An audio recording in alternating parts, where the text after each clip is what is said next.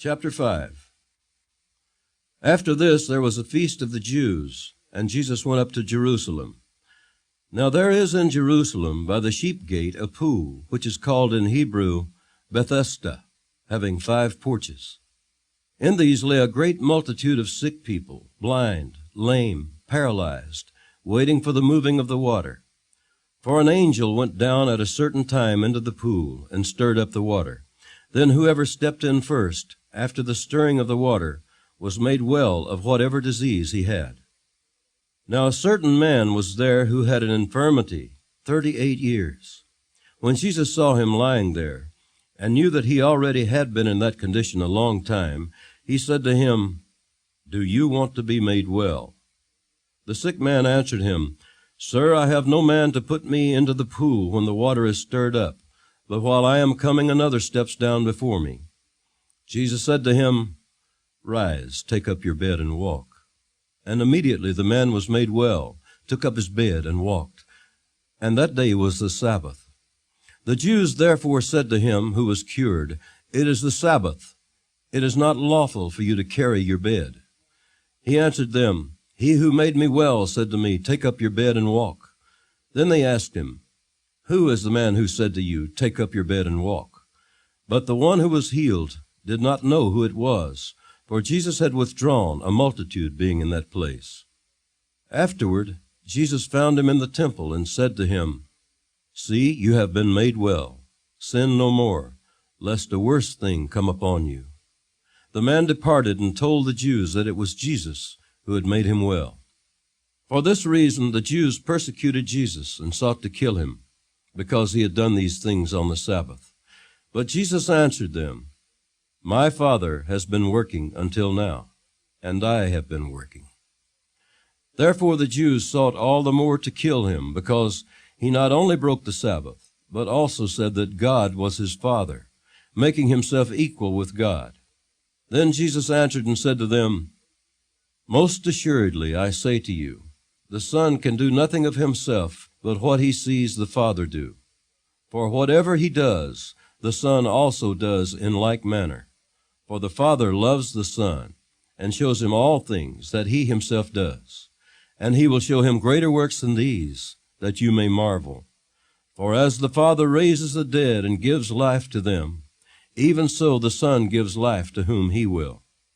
For the Father judges no one, but has committed all judgment to the Son, that all should honor the Son just as they honor the Father. He who does not honor the Son does not honor the Father who sent him.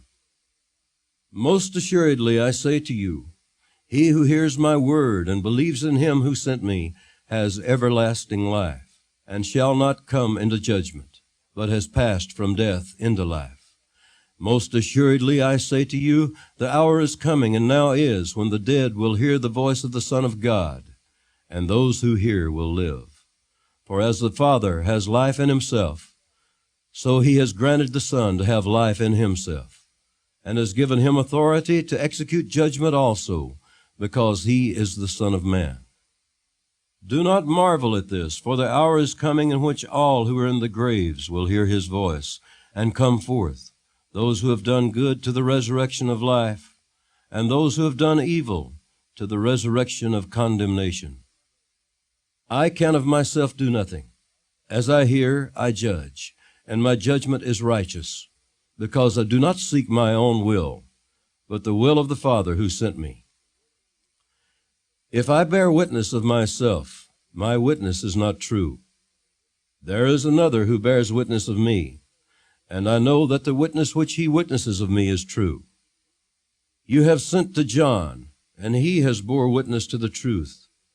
Yet I do not receive testimony from man, but I say these things, that you may be saved. He was the burning and shining lamp, and you were willing for a time to rejoice in his light. But I have a greater witness than John's, for the works which the Father has given me to finish, the very works that I do, bear witness of me, that the Father has sent me. And the Father himself, who sent me, has testified of me. You have neither heard his voice at any time, nor seen his form. But you do not have his word abiding in you, because whom he sent, him you do not believe.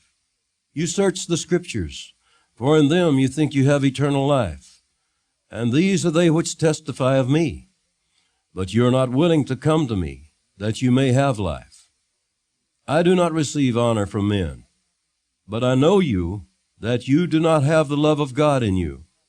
I have come in my Father's name, and you do not receive me. If another comes in his own name, him you will receive. How can you believe, who receive honor from one another, and do not seek the honor that comes from the only God? Do not think that I shall accuse you to the Father. There is one who accuses you, Moses, in whom you trust. For if you believed Moses, you would believe me, for he wrote about me. But if you do not believe his writings, how will you believe my words?